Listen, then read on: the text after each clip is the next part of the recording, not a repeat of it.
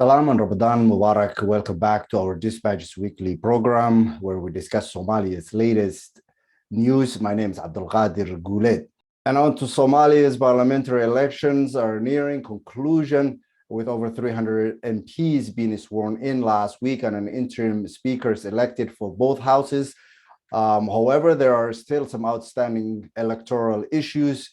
What does this week's milestones mean both for Somalia's politicians and the country? To discuss those, we are joined by Faisal Roble and Horn on Africa political analyst. Salam and welcome back, Faisal Roble, to SomaliDispatch.com and to our Dispatches program.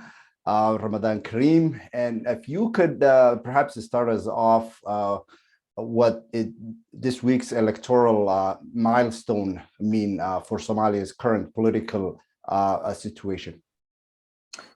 Thank you very much, Abdul Qadir. And again, Ramadan Kareem, and to all of us. This recent development with electoral progress, if you will, comes on the heels of so many painful periods that we have noticed and we have seen. As you know, we are behind in terms of schedule by over a year. The president's time has elapsed a year and plus ago.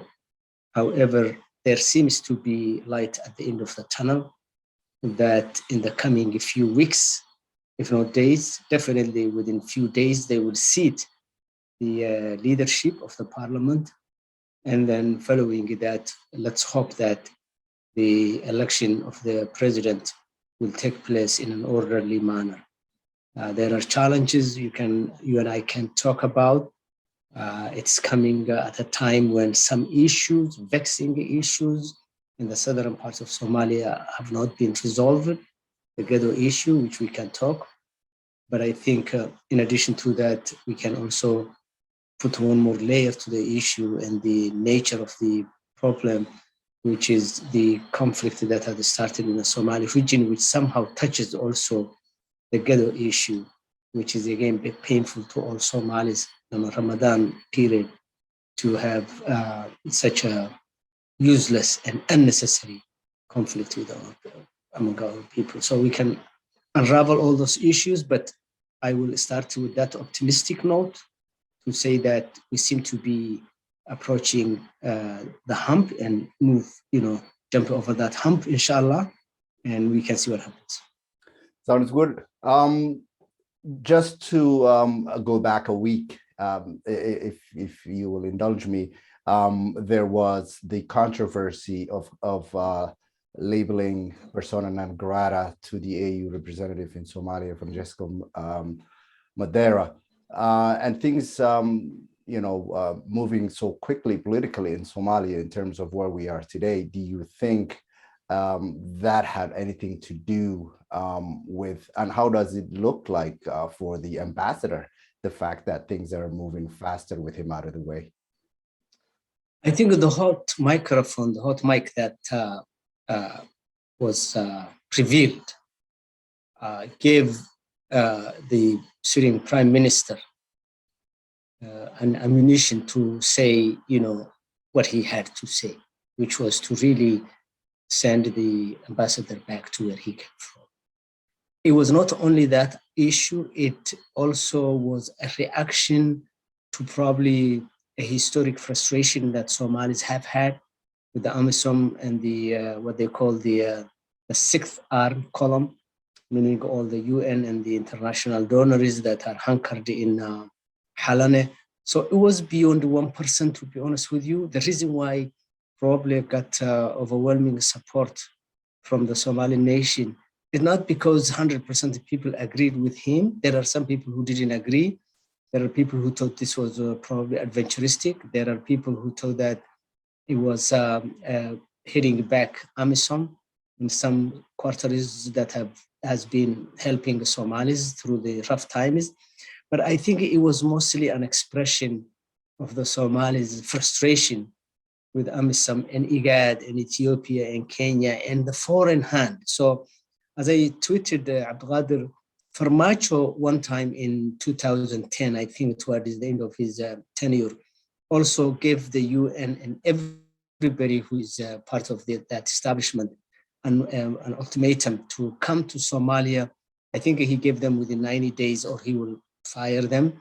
And he got huge popularity. I was one of the people who wrote something and supported because the sovereignty of Somalia has been lost. So any man, woman who stands up to that issue, we are willing to give them the benefit of the doubt. I think the nation gave Roble on this issue the benefit of the doubt. And I think the ambassador didn't do right by speaking the way he spoke about some national interests of the Somalis. He stepped over his limitations. Right. With the election, as you alluded to, not completely finished yet, with Bahare and Elwak situation being switched as second city for Jubaland's electoral hosting. What does this mean for Somalia and for Jubaland and Somalis at large? Should those seats be expedited, as is being repeated in the media by leaders, Somali leaders? Should they, should there not be an election of speakers of both houses without those 16 seats and others that are still outstanding? I think it looks like the process is moving fast. So for the 16 seats of Gedo, what I'm hearing is that there may not be a quick agreement to resolve. On the one side, the election commission already identified Elwak to be the place. The others are even now twisting the words, whether it's right or wrong. I'm not sure. They're saying it's not the Elwak, that's in Somalia. Yeah. Because I listened to a program where the Roble's election commission is being alleged to authenticate an election that's taking place inside Kenya. I doubt.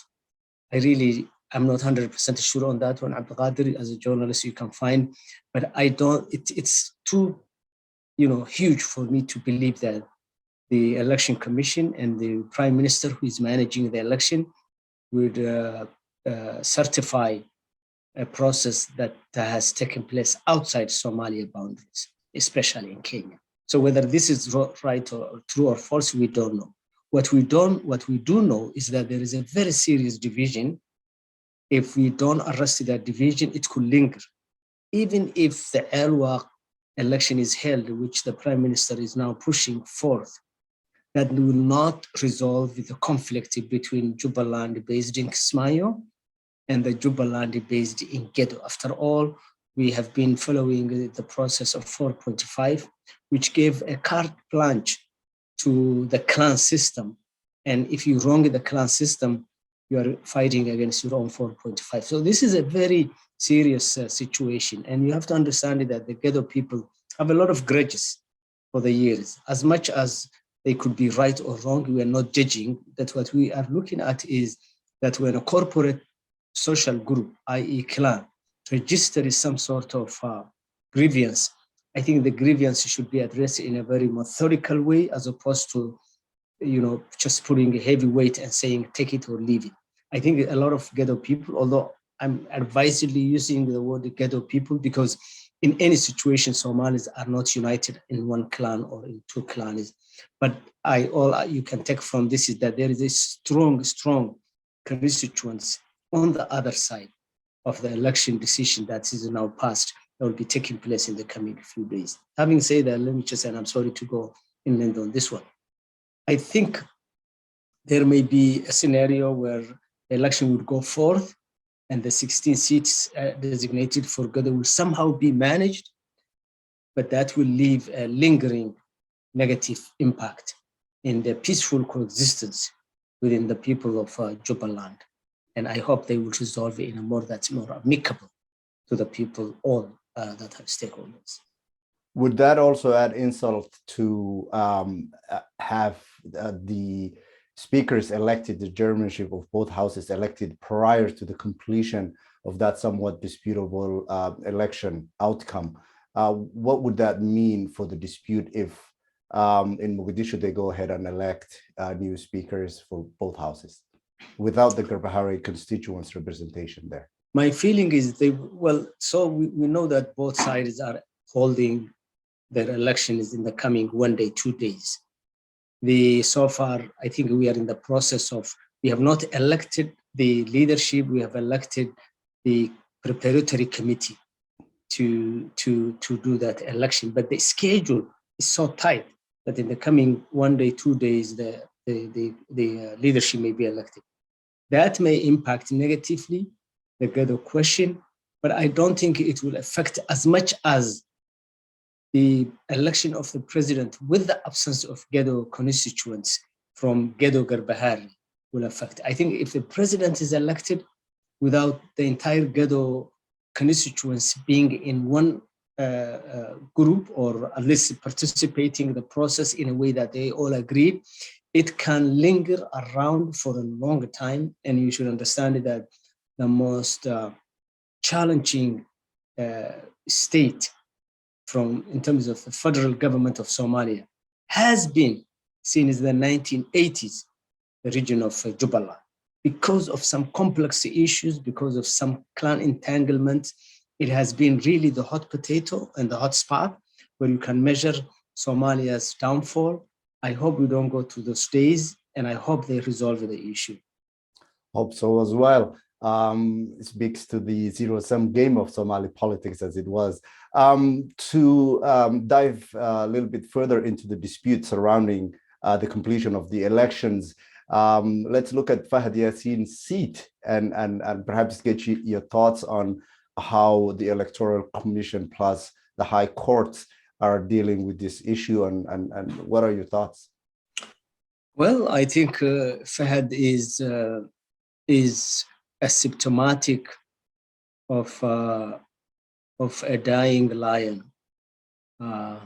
Whether it's right or wrong, I think what you see on the ground is a lion who now became the play toy of flies in a way, because there was a time that he was untouchable, as we all know. There was a time that he was Somalia's operator with connections to, and kingmaker with the largesse that he used to receive from Qatar.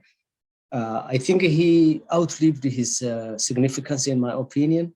And I think all the hurdles that you see today, whether they are planned or otherwise, is a symptom that Fahad Yasin's time in Somali politics, not only as a dominant figure, but even as a mere player, seems to be ending. And there is a huge constituency, Abdul Qadir, from right and left, who are really willing to deny Fahad the seat.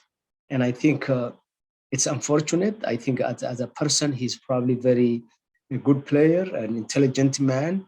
But I think right or wrong, there is a perception that he is part of the problem of Somalia, and he is the fall guy. All in North was the fall guy of Reagan's Iran crisis, because the entire blame arrived on a little colonel who was working under the orders of big guys. I think Fahad Yasin, in my opinion, although no one of us have shown to us a very authentic documentation of what he has done and didn't do, except accusations, I think he's the all in North of Somalia. He's the all in North of several administrations and the entire radical Islam that is now being accused of being Somalia's #1 problem. Fahad is attributed to be the father of all those issues, and it's unfortunate. Whether it's right or wrong, he carries that badge. Having said all of that, with Nabaran Nolal and Fahad Yasin and that wing of the government, if you will, or the political spectrum of Somalia, to have the milestone we had this ending week on the 14th, over close to 300 MPs being sworn in on both houses, and to have the president not being there, what sort of a picture does that paint in terms of the president, the incumbent president's future, and in grasping the current political situation in the country? Yeah, I mean, in a normal circumstance, you would say this is strange. And in a normal political analysis, you would be tilted toward saying that maybe the president doesn't have a lot of friends in that chamber.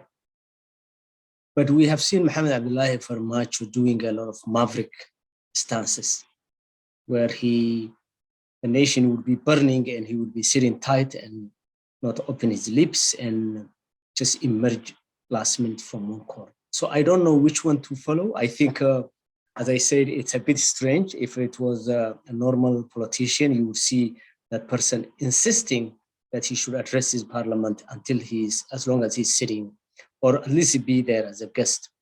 But again, we are dealing with a maverick who have his own game plan. We don't know. Maybe he wants to play that downtrodden, person and surprise us. We don't know. I mean, I was one of the very few people who never expected in 2017 that Abdullahi Farmacho would become the president. I didn't. And then he strongly came out as the undefeated and nobody was even close to him. And the corners that elected him that time were very unconventional. I don't expect that coalition to be alive today for him, but we don't know. We don't know yet. When you talk to Nabad and Nolol, they don't seem to be people in the sand. They really feel a bit. But when you look at symptoms and signs and how the prime minister is running the show, then you can probably say that Farmacho's days are numbered. So I would not really take a very strong prediction on this one. For sure. There seems to be a bit of a rebalancing of the equilibrium in the Somali politics, if you will. Who wields the biggest stick there is to be seen. Perhaps the speakership selection, which is to happen yet, would give us a clear indication on which way the country's political winds are blowing these days. If known supporters of Farmajo or opposition candidates garner or win one of the speakership positions, would that tell us or show us a better picture of what's to come in Somalia's leadership duel, if you will? I think it is. Yeah, that's quite possible. We can read the tea leaves in terms of who becomes the leadership of the lower house, particularly. That's where the big numbers are. Senate is just small number-wise. And I have not seen any traces or any factors to tell us that the election, although many people are running from all different corners of Somalia in terms of clan balance, I have not seen any conclusive facts to tell us that it will not go through the 4.5. I think up to this point, internal discussion is and scoops coming from Mogadishu tell us that the leader of the parliament would be someone from Southwest. It has its own game, right? Southwest becomes the speaker so that they can be shut down to aim for the prime minister and the presidency. I think it can do that.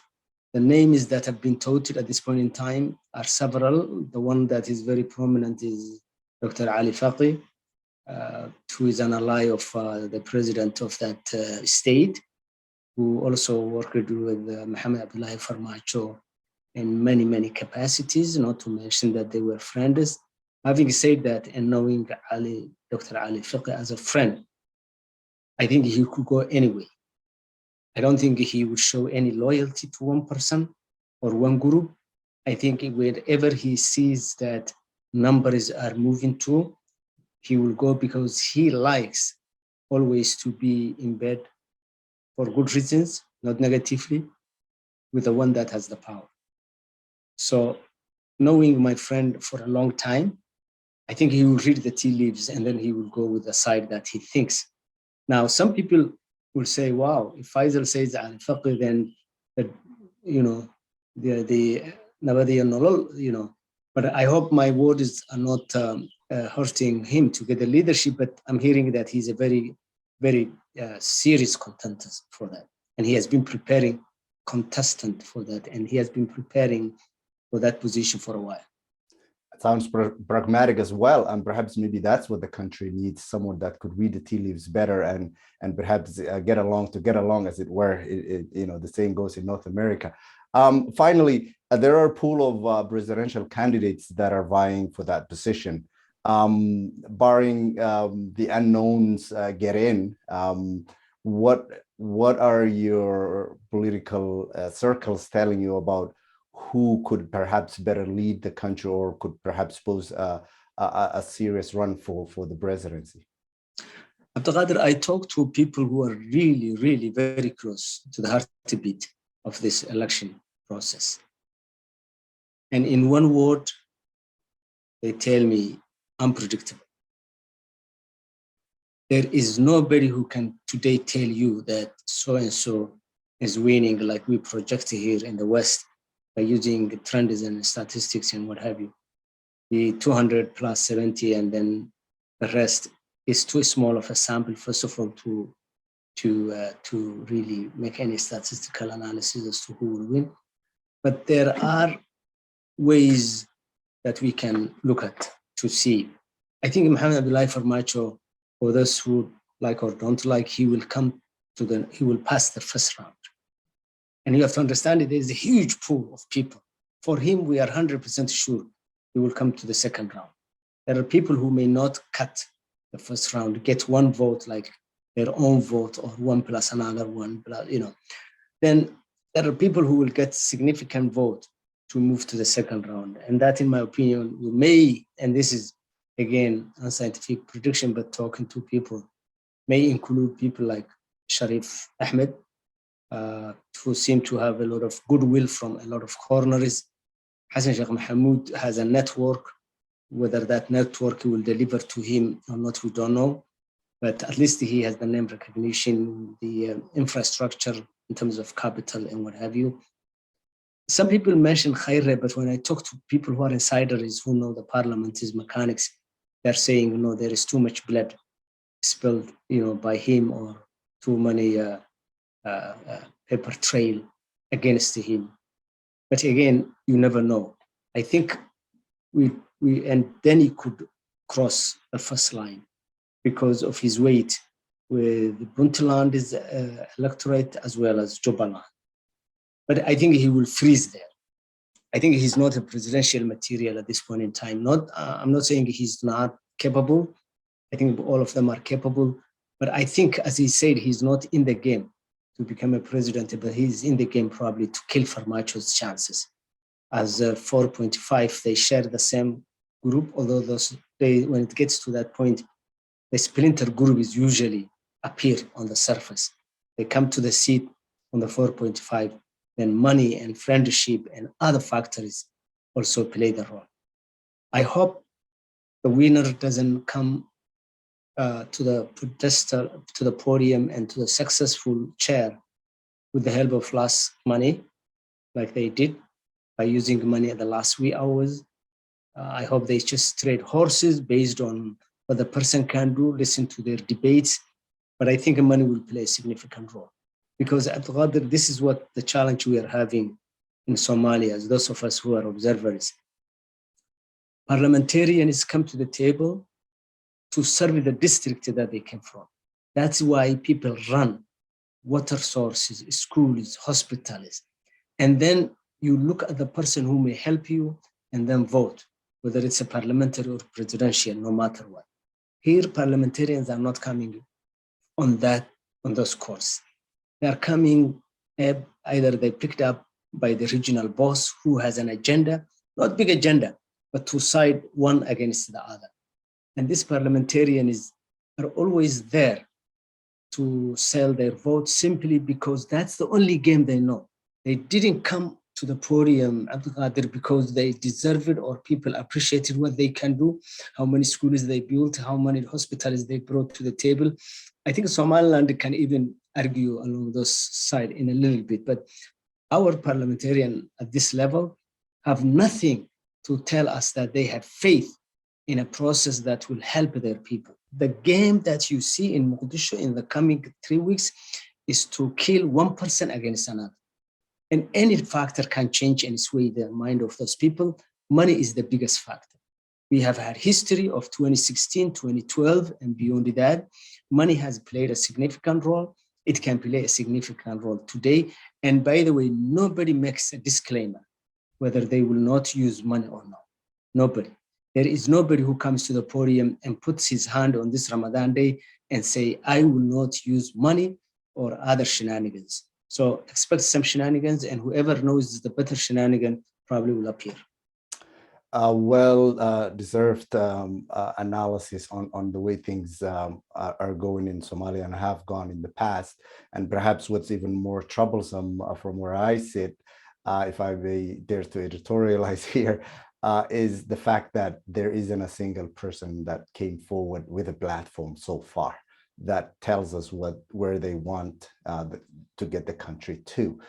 With that, I really appreciate you coming on and explaining these issues as they relate to an understanding on what's going on in Somalia. And on behalf of our viewers, I'd like to thank you again, and have a great night. Thank you, and Eid on accent if we don't meet each other. Inshallah. Thank you.